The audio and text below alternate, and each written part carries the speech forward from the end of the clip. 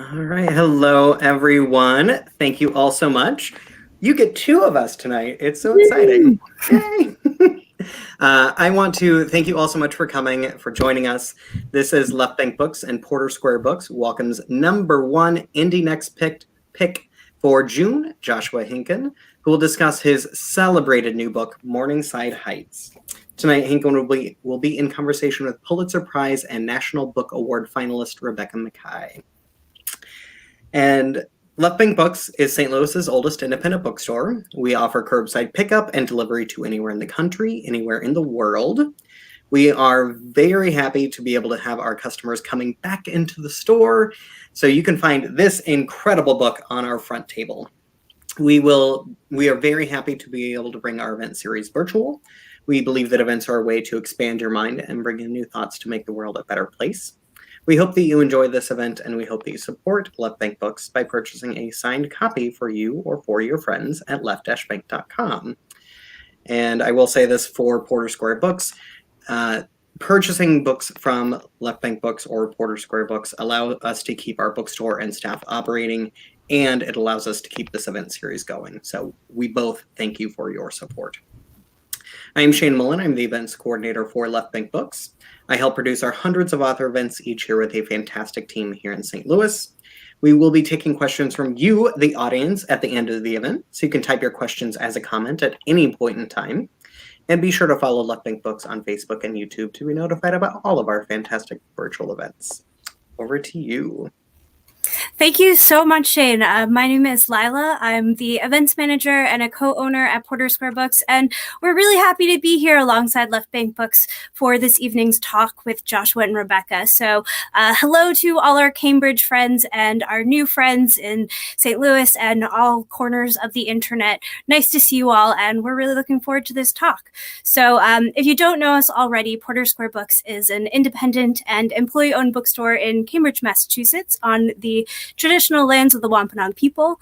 We're open every day for in-store browsing, and our Cafe Zing, is also open. And our website is open 24/7 if you've gotten really used to online shopping, and we ship nationwide. We also do host a full slate of virtual events. Usually we're over on Crowdcast. And this summer we have a ton of great ones. So here's your open invitation to join us at future virtual events with Porter Square Books. You can learn more at our website, portersquarebooks.com. So we're really excited that it worked out that we could team up to co-host this event tonight with Left Bank Books after we learned that our original date with Joshua wouldn't be possible. Morningside Heights is currently a staff pick at Porter Square Books, so we're super excited about it. And my colleague David, who picked the book, wrote in his blurb for it, the novel poignantly chronicles Spence's descent into early onset Alzheimer's without ever being maudlin or sentimental. It's beautifully and sensitively written, funny and driven by a don't put it down plot. So you definitely want to pick up a copy of this one. I know that Left Bank has signed books. We also have a tall stack of books that Josh was kind enough to sign for us when he was in the area last weekend. And we'd love to get you one. So you can pick it up from us. We'll send it out to you with our love. So please do check out the link to purchase the book on our website or from Left Bank's. And again, a big thanks to Shane for hosting us alongside these wonderful authors tonight. And looking forward to listening with you all. Thanks. All right, I will briefly introduce the book. Morningside Heights is the #1 Indie Next pick for June. Newsweek calls it one of 2020's most highly anticipated new books, and it is one of LitHub's most anticipated books. When Ohio-born Prue Steiner arrives in New York in 1976, she follows in a long tradition of young people determined to take the city by storm. But when she falls in love with and marries Spence Robin, her hotshot young Shakespeare professor, her life takes a turn she couldn't have anticipated. 30 years later, something is wrong with Spence. The great man can't concentrate. He falls asleep reading the New York Review of Books.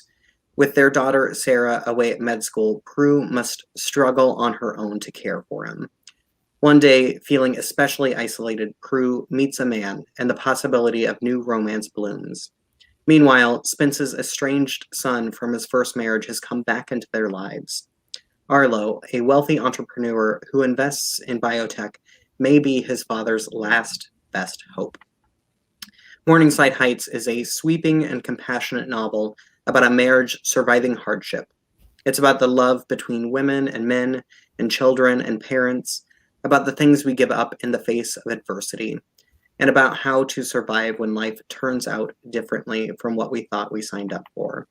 And I will read a brief blurb from Richard Russo.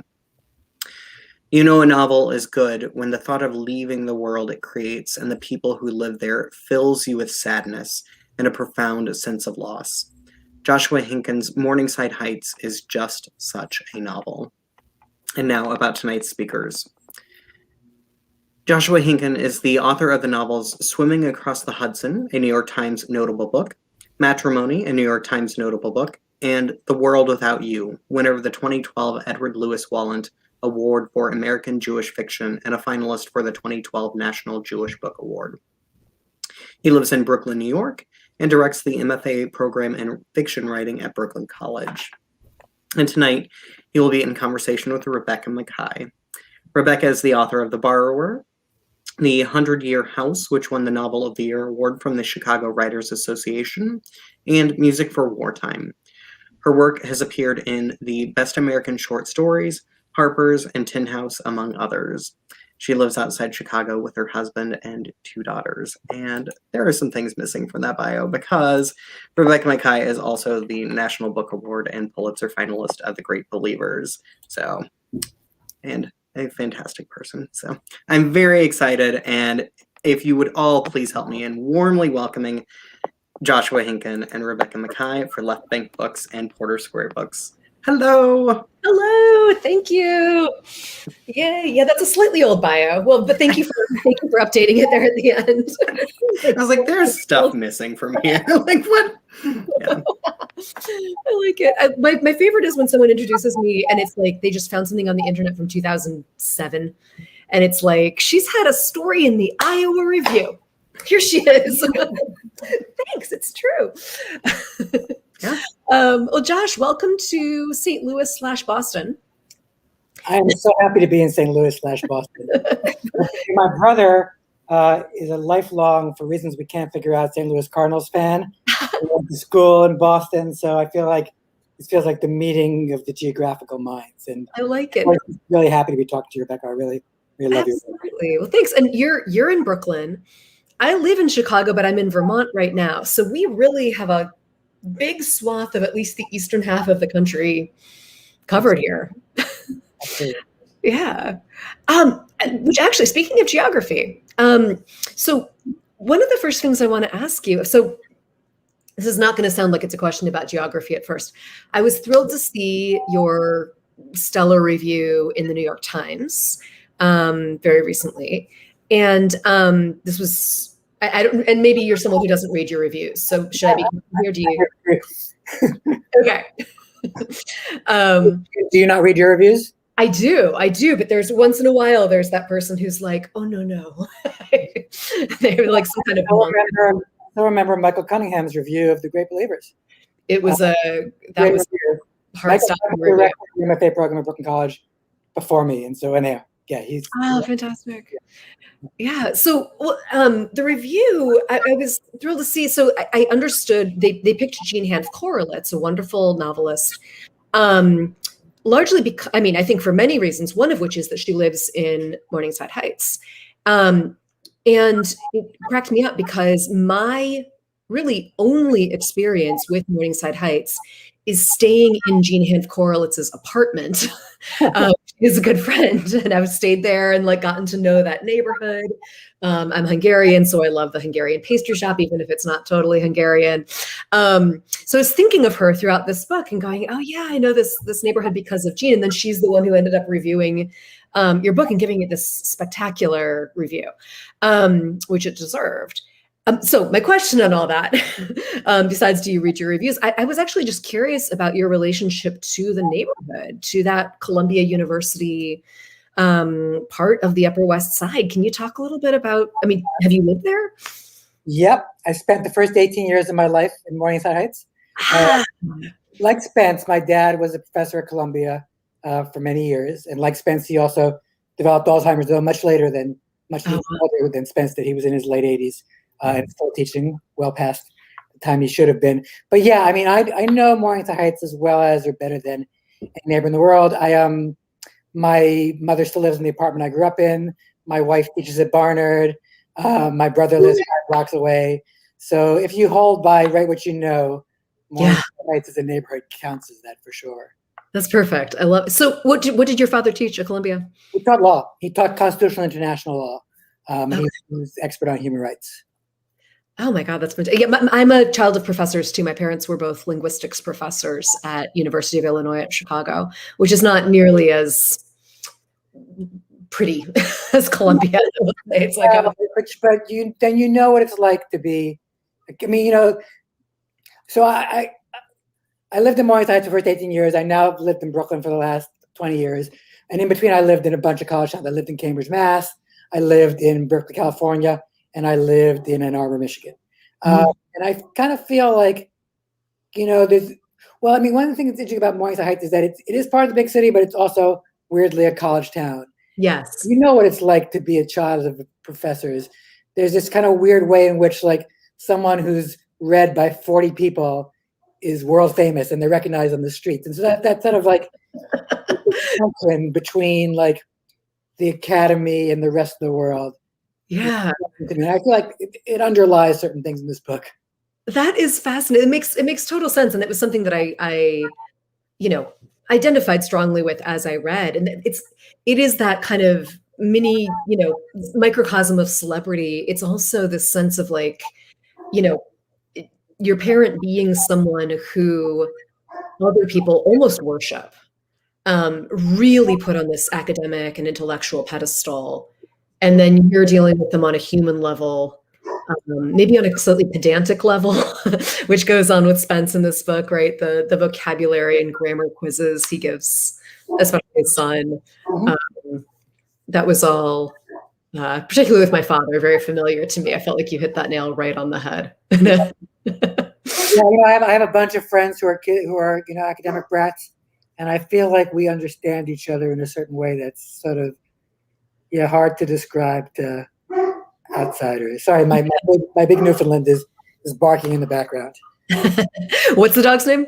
His name is Bert. He's a Newfoundland. He's 125 pounds. He's a big dude. So, I would like to see him if he comes on camera. That would be. I don't know if he's going to come upstairs.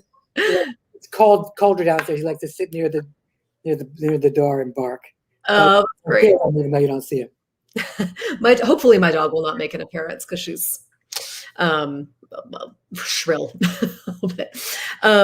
So I would love to know, the question you're probably sick of answering, but the one that I think is particularly interesting this year. It's always interesting to ask an author about the path to publication for a book. I think anyone with a book coming out this summer, in the past year has had often a harrowing or at least interesting story. Did the book come out yesterday or did it come out a week? Did it come out Came out a week ago. A week ago. Okay, so a week and a day. Okay.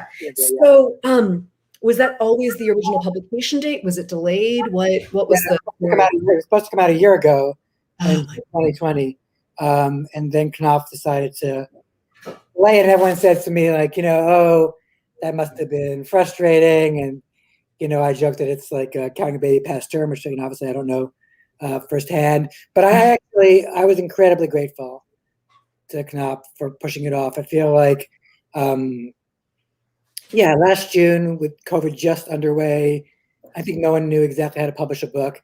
No. We're still, obviously we're still not out of the woods, but it feels to me like a better time to publish a book. It also gave me a chance. I was on leave from teaching in the fall, so it gave me a chance to start a new project, which I think is really, really good. When you have a book come out, no kidding, so much that is out of your control. Yeah, reviews are like, what sales are like, and so to be able to say, that's my old book. Exactly. Just wait till you see this. Yeah. I'm with you completely. So that was great. So having that delay was a real blessing in disguise. That's fantastic. So did you have extra time then that you edited on it, or was it kind of in the can? It was, it was already in galleys. It was in the can, but So yes, so the short answer is no, I didn't make any more changes, but I'm just very compulsive on the sentence level. So, when I'm giving a reading, I still want to make changes. So I kind of publishing a book is rescuing me from myself. Yes. So I can't keep making changes. Well, when I read aloud, it's partly I'm micro-editing, and also things start to bother me that would never bother anyone. It's just that I've read the same page 70 times out loud. And after a while, I'm like, well, this, at the bottom of the page, there's a word that rhymes with a word on the top of the page, and that's really irritating me now. So I'm editing for things that nobody would even possibly ever care about. But when except they probably do care about it. They just don't realize it. Like, it has an impact. That rhyme has an impact on them.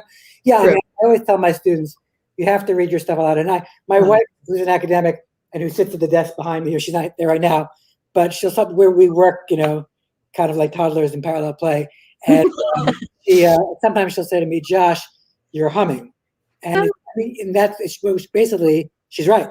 I mean, it's not melodic for sure, but she's basically, it's a drone. It's basically, I'm kind of reading aloud to myself. And I do think that you have to read aloud to hear whether that dialogue tag is right, whether you need a soft consonant or a hard consonant. I mean, those internal rhymes, what I call the inadvertent Dr. Seussisms, are really, you've got to get them exactly right.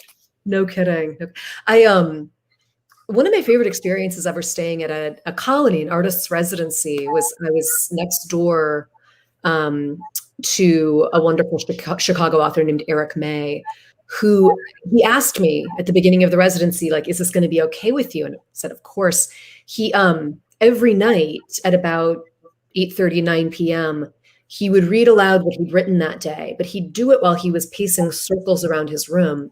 And he has just this deep baritone. So I just hear this sort of rumbling coming through the walls, and these kind of heavy footsteps, just incantatory. And it was fantastic. You feel like you're part of some beehive, where someone's doing something important near you. So that walking around the room makes sense to me too. I mean, often when I'm struggling with whatever I'm working on, which is always, I'll go running or I'll walk around Prospect Park, and there's something about that movement that I feel is, it does something. So. Yeah. Oh, that's fantastic. So this book, the closest thing, and I hope this makes sense to you, the closest comparison I've been able to make is to Crossing to Safety by Wallace Stegner.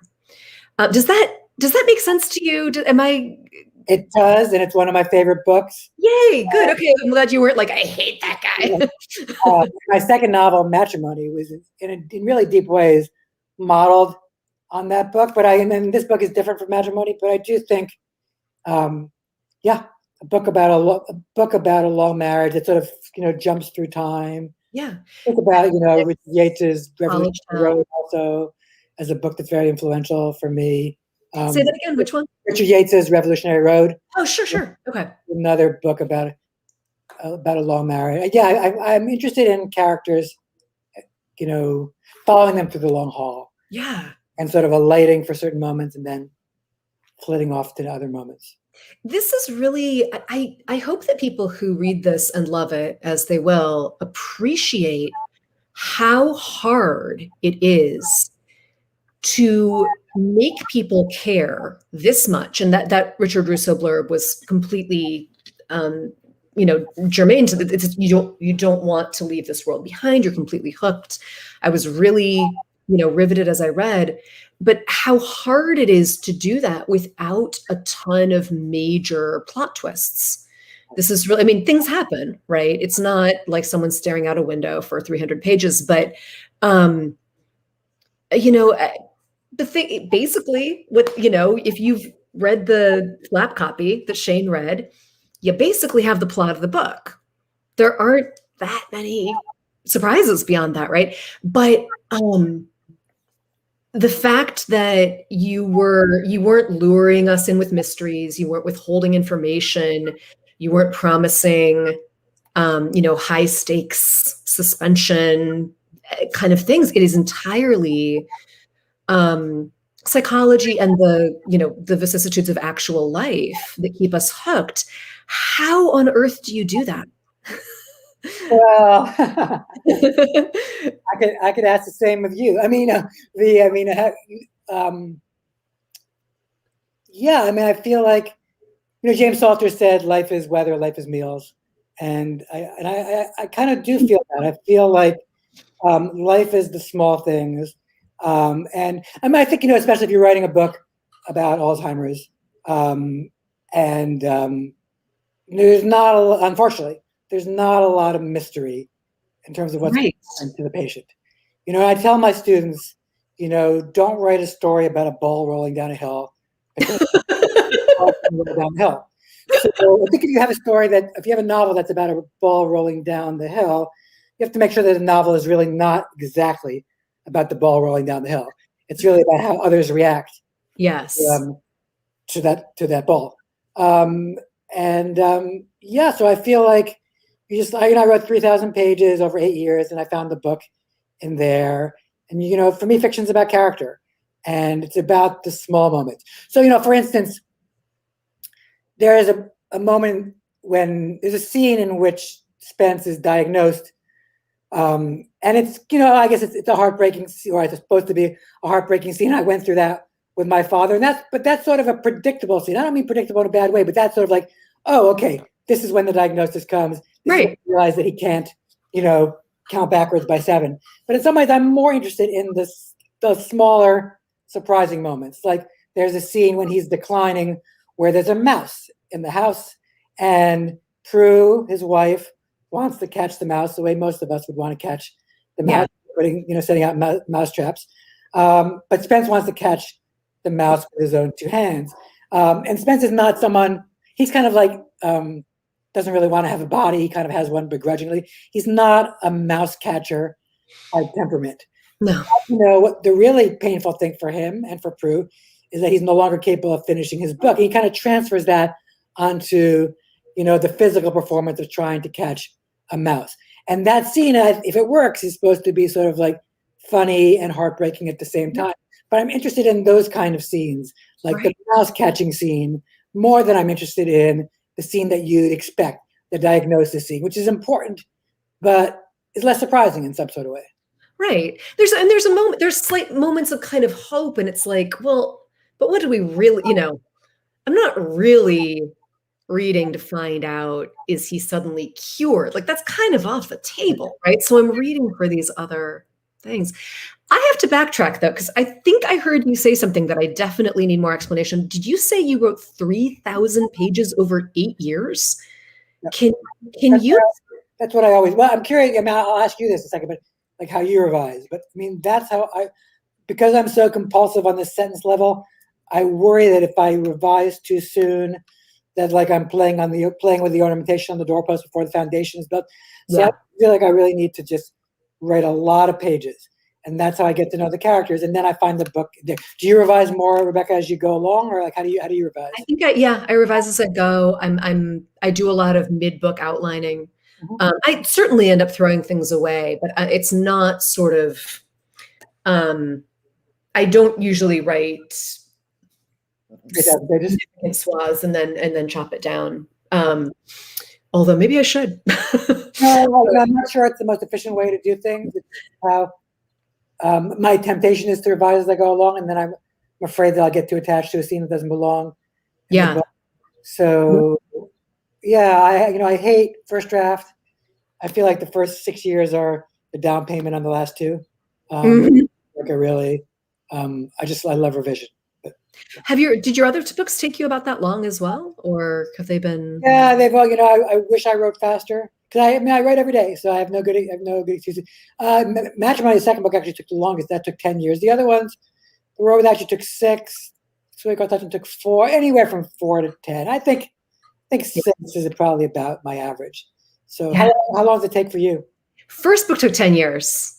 It's funny. I had a moment there where it looked like I was a very fast writer, and it was entirely happenstance. My first novel had taken me 10 years. And then I had a short story collection basically done because I'd been spending the past 14 years writing these stories. But meanwhile, I'd started my second novel before I finished my first. So first novel came out, 3 years later, it's the second novel. 1 year later is the story collection. So everyone's going, oh my God, you write these books so fast. And it was like, no, 10 years, 14 years, and 5 years.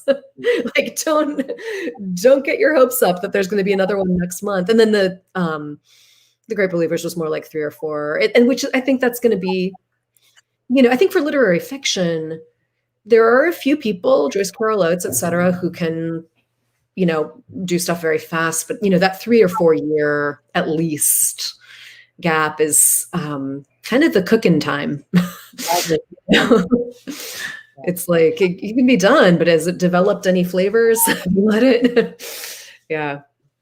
Yeah. Well, speaking of the whole process, I'm curious, because in a second I'm going to ask you if you'll be willing to read something from near the beginning of the book. But you have that much to work from. Was your starting place is our entry point in this novel anywhere close to what your entry point was for the story? No, it would not. I mean, I always start at what I think is the beginning, but I'm always wrong. And I tell my students this, that you can think you know where you're going, but you better be wrong. No, the story was really, so it started out as a long short story. So it was really inspired by my dad's decline, and my mother started to take a class at the Jewish Community Center on the Upper West Side of Manhattan for caregivers. And my mother, she is very much not a consorting with strangers kind of person. Mm. And I was interested in what it must have been like for her to be kind of in this place where she felt that she was happy to talk to people whom she had nothing else in common with aside from the fact that they were caregivers.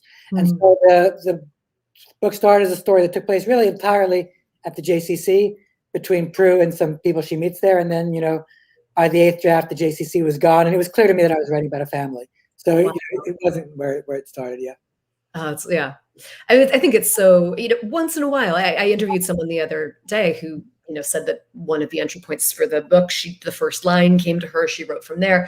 It's great when that happens, but I also, with my students, I'm also, very often trying to make sure they understand that just because it was the first thing they wrote does not mean it needs to be the first thing we read. It might discover a much better entry point later. Well, on that note, would you be willing to read to us a little bit from something near the beginning? Yeah, I'm going to read just briefly from first when Prue and Spence first meet. She's a grad student of his at Columbia. He's the big professor, young professor. And then I'm going to read just one paragraph from another section. I'll explain when I get to that. But this is from where they first meet. Her first day of class, she looked up from her seminar table and saw Spence Robin, her Shakespeare professor, enter the room. He was only 6 years older than she was, but he was the professor, Columbia's rising star. So when she passed him on a snowy afternoon, outside chock full of nuts, she glanced away. "Are you pretending to be shy, Miss Steiner?" That was how he addressed the class. Miss Steiner, Mr. Jones, Mr. Thompson, Miss Dunleavy, doing it with an edge of humor, as if it were a mild joke. We do spend most of our day outside the classroom. It's not like we just materialize in Philosophy Hall. A gale blew past them, and Spence's jacket collar flapped up to his ears. His shock of auburn hair was covered in snow, and Prue was tempted to offer him her hat. But her hat was pink, and if she gave it to him, then she would get covered in snow, and she knew he wouldn't countenance that. They seated themselves in chock full of nuts. "The coffee's terrible here," Spence said. Prue agreed, though she was inured to terrible coffee. She drank terrible coffee most days. Excuse me. Often from chock full of nuts. Spence, I'm losing my voice here. Spence removed a packet of peanuts. It was an old habit, he explained, a product of his fast metabolism. He'd been so thin as a boy, he'd been sent to summer camp by the Fresh Air Fund. And when he failed to gain more than a few pounds, he got to stay for an extra 2 weeks. The snow was falling harder now. At this rate, they'd be skiing home. Prue said, "Are we going to talk about Coriolanus?" "Do you want to talk about Coriolanus?" "As long as you don't make me recite." It was what Spence did in class, saying that word recite with the same little ironical smile he wore when he called her Miss Steiner. "How about you tell me where you're from?" Under the influence of the coffee and urged on by the wind coming through the open door, Prue started to loosen. She was from the suburbs of Columbus, she said. Sounds like a tautology to me. She surprised herself by saying, "You little snob." Little? It was true. He must have been 6 feet tall. And what's in the suburbs of Columbus? Oh, just a bunch of complicated Jewish families like mine. Another tautology? So you know about complicated Jewish families? I come from one. This surprised her. With his rangy, slender frame, his pale face, and thatch of red hair, he put her in the mind of the Irish countryside. And Spence, she thought of Spencer Tracy, not to mention his last name, Robin. Well, you could have fooled her. My Christian name is Shulam, he said. That doesn't sound very Christian to me. In kindergarten, he said, he changed his name to Spence. At 5, he became an Anglo-Saxon. At 6, a Francophile. It's the old immigrant story. I was trying to escape the Lower East Side. Well, you've done a good job. He was the youngest tenured member of the English department, the author at 30 of an award-winning book, a guest on PBS with Bill Moyers. You're not still religious, are you? He laughed. His paternal grandfather had been a rabbi in Lithuania, but his parents' God had been communism. He hadn't even been bar mitzvahed. One Yom Kippur, he'd gone to the Museum of Natural History to stare up at the great blue whale. She told him about growing up Orthodox in the Midwest, how she'd moved to New York to become an actor. So here I am, she said, as if everything she'd done, leaving Columbus, going to Yale, moving to New York to do theater, was in order to be seated where she was now, having coffee with Spence Robin. I could never be an actor, he said. I don't like to perform. That's not what I heard. His lectures were said to be packed to the rafters. People were up in the nosebleed seats. Acting is different, he said. I'm a shy man. Yet here he was talking to her, talking to this stranger. But then he stopped talking and she became shy herself. The snow had tapered off, and with the weather no longer keeping them indoors, she thought she should make her getaway. She got up and he followed her. That's me, she said in front of her building. And that's me. Spence pointed up Claremont Avenue. If I work on my arm, I could throw snowballs at your balcony. I'd like that. And then, feeling foolish, she wanted him to throw snowballs at her balcony. She rushed inside. Okay, now I'm just going to read one paragraph from later in the book. So before Prue and Spence marry, Spence has kind of a brief, disastrous first marriage that produces a son, and he gets divorced from the son's mother when the son is 8 months old. And that son, Arlo, follows his mother around the country. She's kind of a hippie. She wants to poop in all 50 states. And so he follows her wherever she goes to poop. Spence is very successful in a traditional way. He's very smart in a traditional way. And Arlo is very smart in a non-traditional way. And for a couple of years, when Arlo's a teenager, he comes to live with Spence and Prue, and things don't work out so well. Mostly Spence thinks that, if only he can convince Arlo to study harder for the SAT, all will be well. But Arlo is dyslexic and his skills lie elsewhere. So at some point during those teenage years, while Arlo is living with them, Spence gets Arlo a job at a bookstore, an independent bookstore, like Left Bank and like Porter Square Books. So this paragraph is in part an homage to independent bookstores, but also captures the ways in which Arlo both wants to please his father and wants to sabotage his father. And so he kind of acts out in his role of shelving books. This is a paragraph from the bookstore section. He'd moved from hauling and opening boxes to shelving books, and soon books were being discovered in the wrong sections of the store. Someone said, "What's the catcher in the rye doing in sports?" "That's Arlo's section." Arlo denied having shelved the catcher in the rye in sports. Over the next 2 weeks, Virginia Woolf's A Room of One's Own was found in home furnishing, Graham Greene's The Quiet American in spirituality and meditation, Harper Lee's To Kill a Mockingbird in nature, Henry Miller's Tropic of Cancer in science and medicine, and William Burroughs' Naked Lunch in cookbooks. "What's a farewell to arms doing in military history?" someone said. Soon there were more sightings. Jean Reese's Wide Sargasso Sea in marine biology, William Faulkner's As I Lay Dying in Death and Mourning, John Irving's A Prayer for Own Meaning in Religion and Spirituality, and George Orwell's Animal Farm in Gardening. Evelyn Waugh's Brideshead Revisited wasn't with the books at all, was shelved instead with the bridal magazines. Okay, so I'll stop reading there. Fantastic. Thank you so much.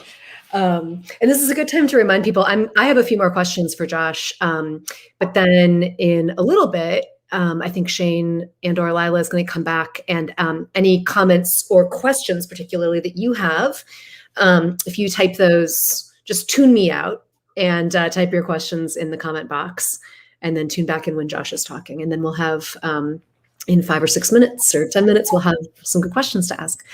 So listening to you read aloud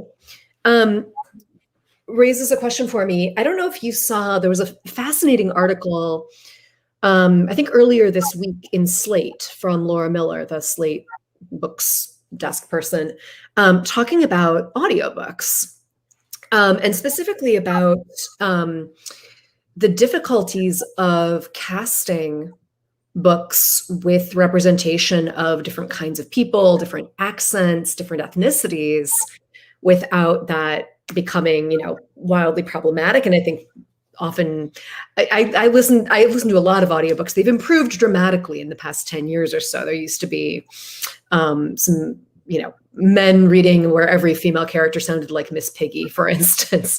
So it's improved a lot. But I listened to a lot of this book on audio, and I don't know how much, if you've heard any of it at all. But they found a woman who was able to speak Hebrew convincingly and do a Jamaican accent.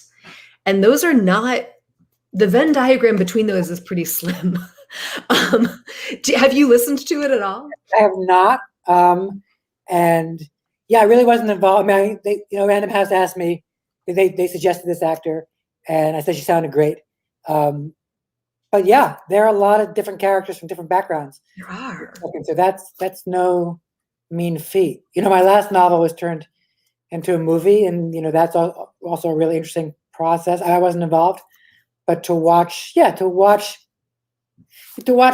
mean, obviously, an audiobook is different from a movie, but a book is read, an audiobook is listened to, and that's in its own way a different medium. And I'm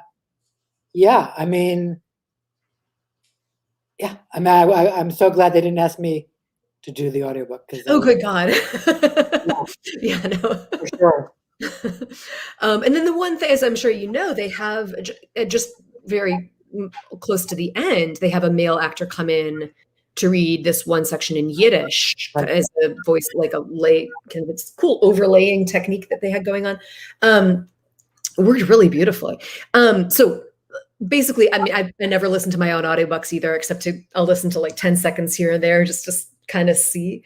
I think that would be a special kind of hell to listen to someone else reading a book you could not revise as your. It's hard enough to read your own book to yourself, let alone to hear. Right, exactly. But that actually raises a question that is much more for you, which is, you've managed this range of voices that includes Hebrew, it includes a Jamaican character, it includes people of different generations. And I'm particularly interested in, you're getting at this Jamaican caregiver. How do you go about, and I will say it's done beautifully. That the actor did it justice, but that couldn't have happened without the text being there to support that. How do you go about thinking of syntax, of diction, of vocabulary, of language for different characters from different backgrounds without running afoul of any of the many landmines that are out there? It's one of these things, obviously, no one's saying anyone can't do it, but if you do it badly, that's usually problematic. So you got to do it very well. How do you go about doing that very well? Yeah, no, it's a great question.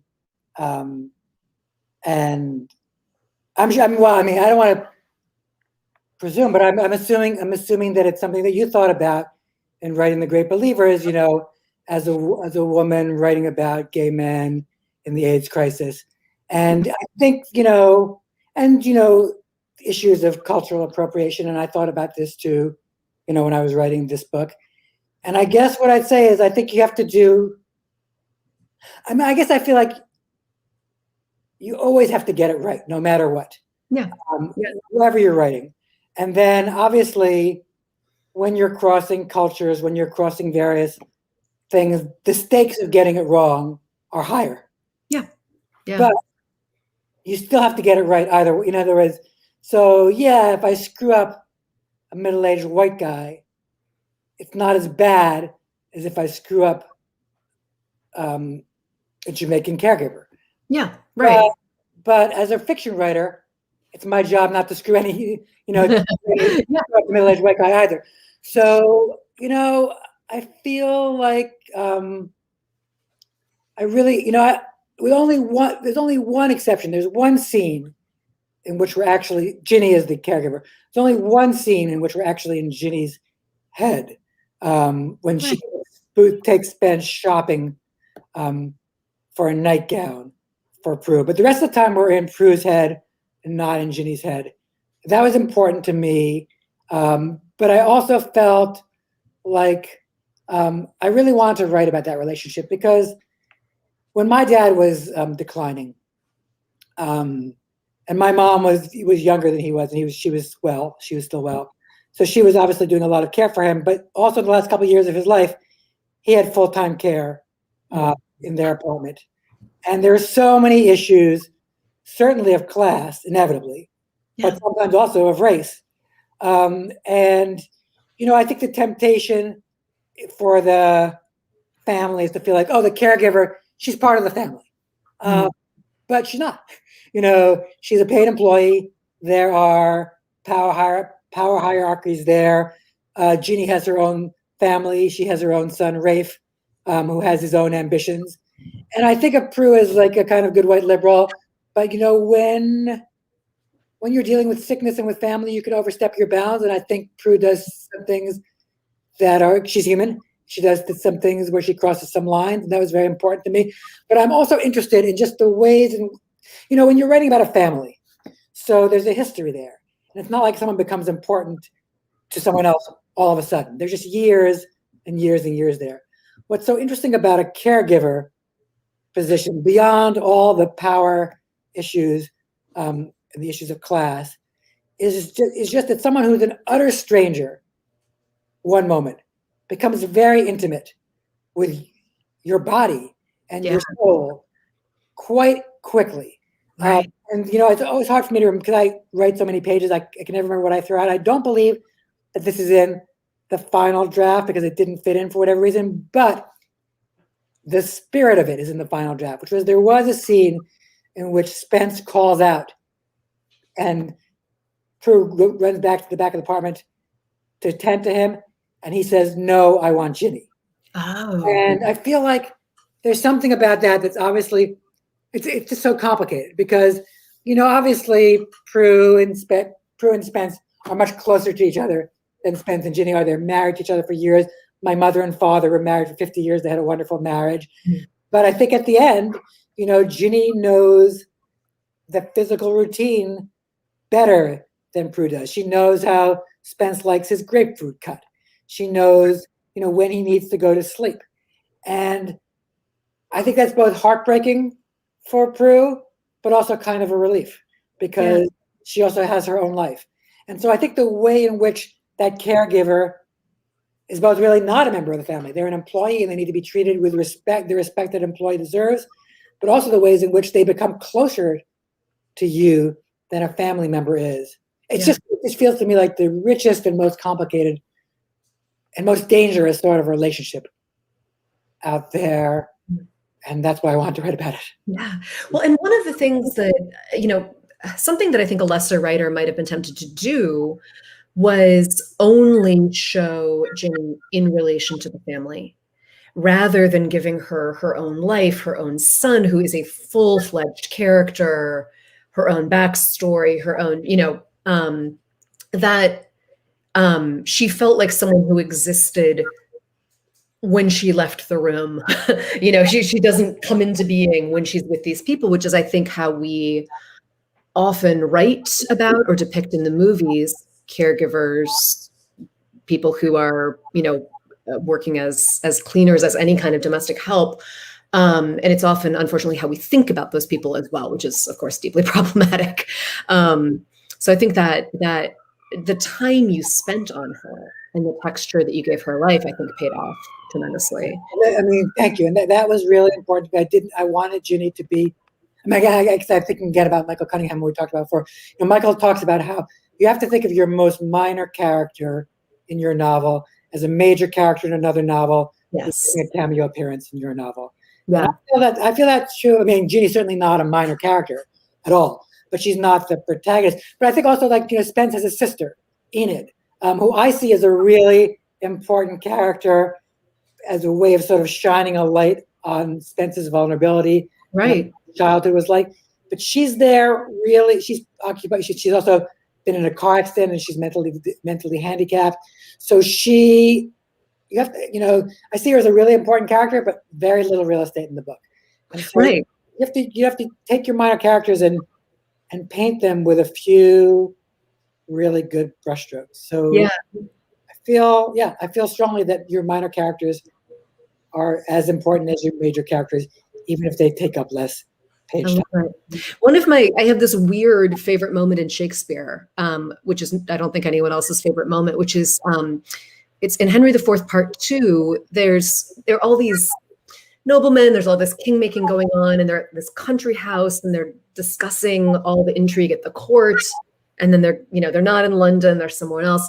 And there's this servant boy named Davy, who I think his only line in the whole play, other than maybe, "Yes, sir," they're talking and he suddenly says, "I hope to see London once ere I die."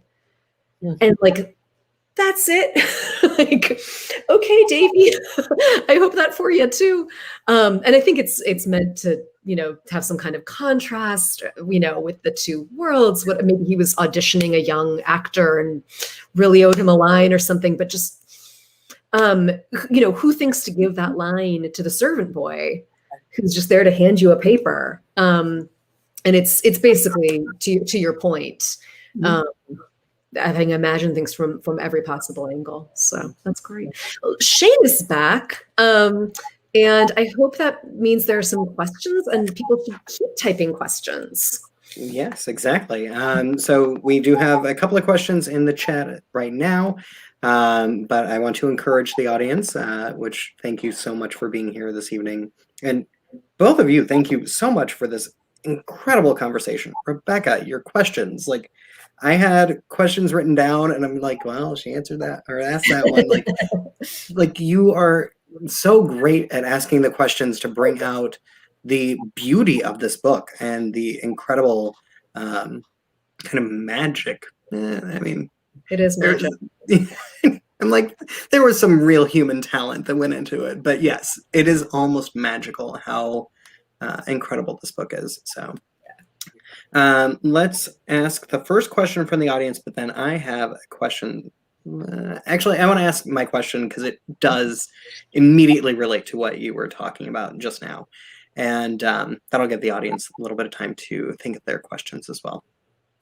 So my question that I had written down half an hour ago, you basically just talked about, but the way you both handle not just your primary characters, which are so rounded and flush and compel so much emotion in a reader, but you also have these secondary and tertiary characters that are beautiful and integral and make kind of these fleeting gestures in the book that make it seem so real.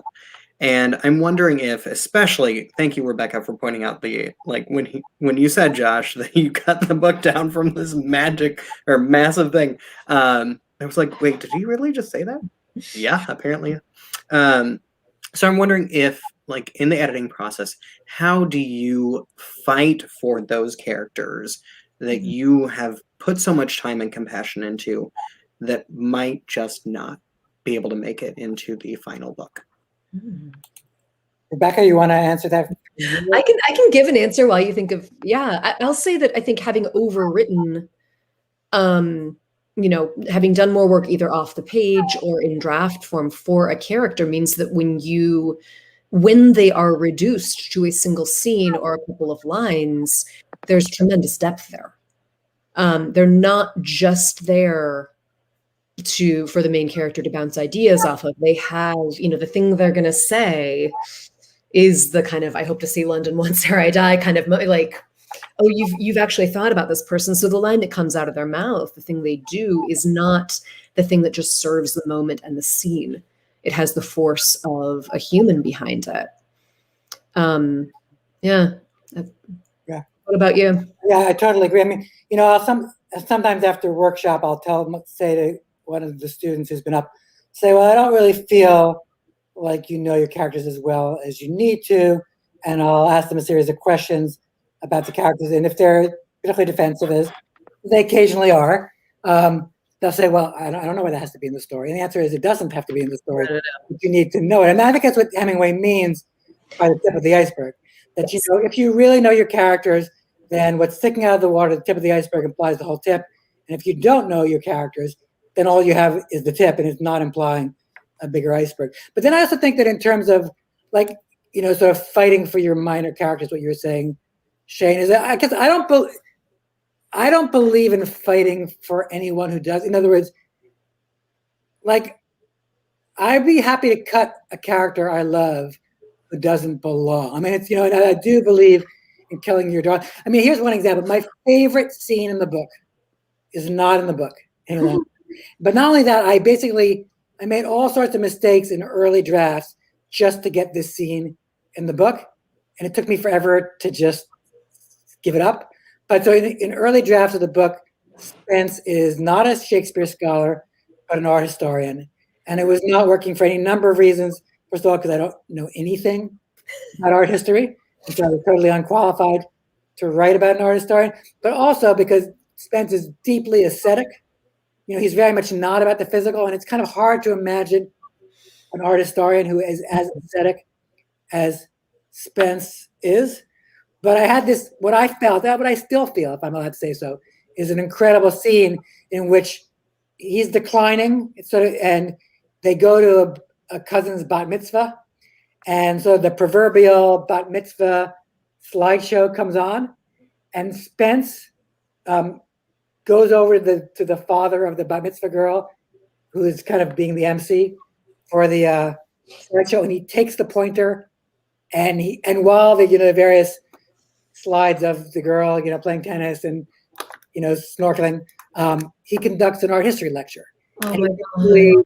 he basically, and what he says is completely brilliant and completely incoherent all at the same time. I really love the scene, and I think it's funny and heartbreaking.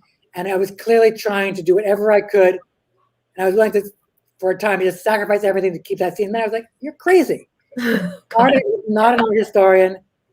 This shouldn't be what it is." And so all that's my way of saying is I think that you have to have faith that if you love a minor character and they don't belong, that you'll find another minor character who you'll grow to love too. That you can't. You really do have to kill your darlings. So. Yeah. All right. Joyce says, enjoying the conversation. Thank you. Can you share your process for deciding on the first sentence of your book? I know we talked about the first kind of opening, but specifically on the first sentence of your book. And if it changed over time, why? Those questions are so hard to answer because I can't remember when I did what. And as I said before, I mean, it certainly wasn't the original first sentence because the original first sentence was taking place at JCC.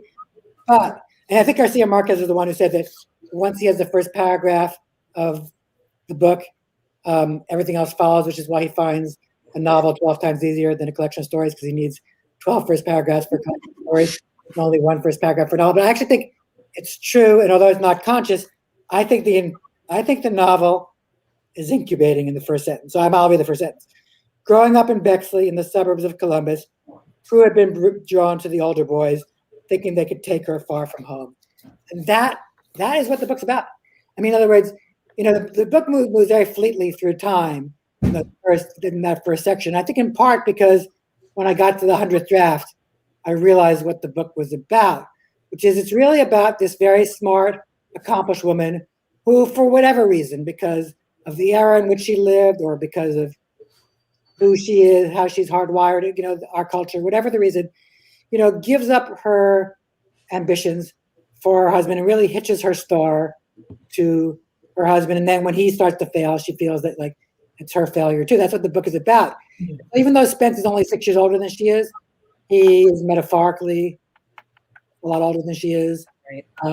He's an old soul. I mean, obviously, if this book were written now, the book is written now. If the book took place now, it'd be a different book because we live in an era where that relationship is not accepted and it shouldn't be but it was much more accepted then. But it is a book about someone who lives through a woman who lives through the men in her life, and that really is incubating in that first sentence in some ways.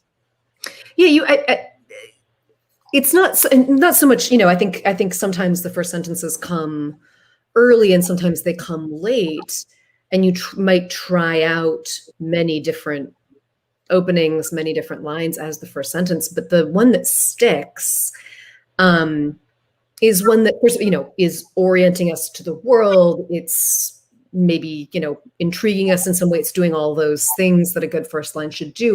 And it's also telegraphing a certain amount of information about what we're going to be reading for, where the crux of the story is going to lie. And you should be able to look back at a first sentence, I think, when you finish the whole book or finish the whole story and have it not mean something totally different, but it should have a deeper meaning at that point, right? And go, okay, yeah, now like looking back, which I hadn't done since I finished reading it, but looking back at that and going, yeah, it's about, they could take her far from home, like that, the partner as an escape route and the way that turns into partner as limitation and as,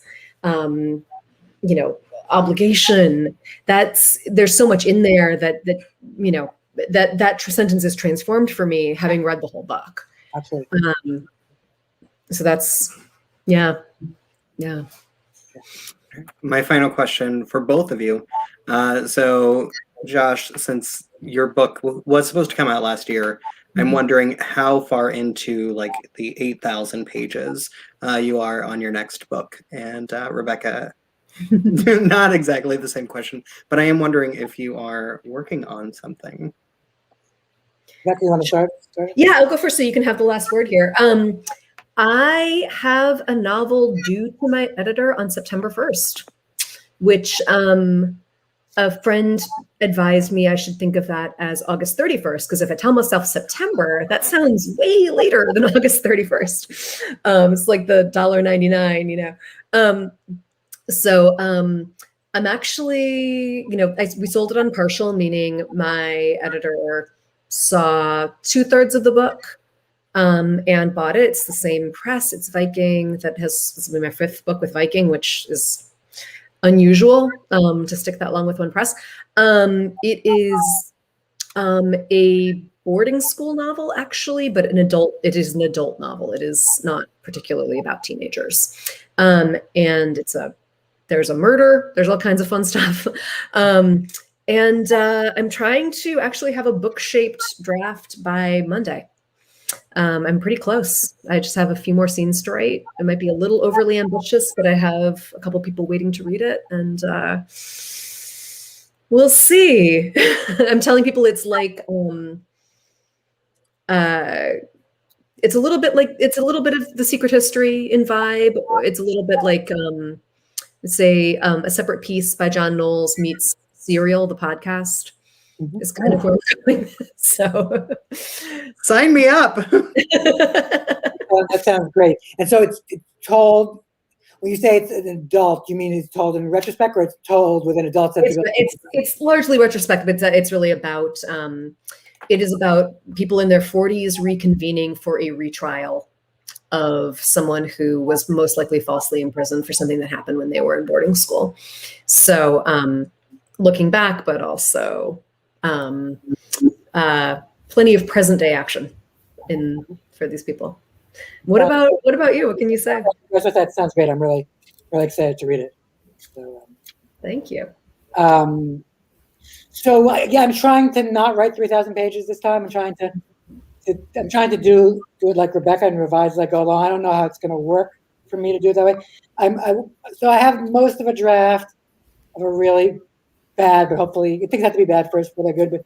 And it actually, I don't want to say too much, but it's a first-person novel that has a speculative premise, which is very unusual to do speculative. But I think assuming it ever sees the light of day, I think it will be recognizable as something. I sort of being character-driven fiction, even though there's speculative. I mean, I think about like Kevin Wilson's "Nothing to See Here." Sure. That's a book that has a very weird speculative premise. These kids go on fire, but it feels like it's deeply a book about parenting, and it's a lovely novel. So anyhow, and then I'm also working on multiple things. There's a way of not working on any one thing. I'm working on a multi-generational saga, and I'm also working on a collection of stories that each story takes place in a different neighborhood in New York City. So who knows which is going to happen first, but those are the things I'm working on. That's fantastic. All right. Well, I want to, on behalf of Left Bank Books and Porter Square Books, but I'll let you speak for yourself. Just thank you so much. A really incredible conversation. Really happy to be able to celebrate this incredible book. It is available for sale at left-bank.com and portersquarebooks.com. We both have signed copies, and please support independent bookstores, and hope you enjoyed this event as much as we did. Thank you. Truly, it was so wonderful. I really appreciate, hearing more about the book and about the process. And I also want to just give a huge thanks to Left Bank for bringing Porter Square Books along. This was really wonderful to team up, because independent bookstores, we're kind of all like cousins. We're related, and, we're a big family here. So this was truly just a great talk. Thank you. Thank you so much to both of you. Thank you, Rebecca. Amazing. It's always nice to be able to meet, at least on screen, someone whose work you so admire. So thanks. Thanks. This is one of the reading highlights of my summer so far. I was absolutely delighted to read it and to get to know you and your work, and pretend I'm in St. Louis/Boston. I hope we all get to meet him before that. Thanks, Doug. All right. Well, we will see you next time. Have a fantastic rest of your evening. Bye. Thank you. Bye.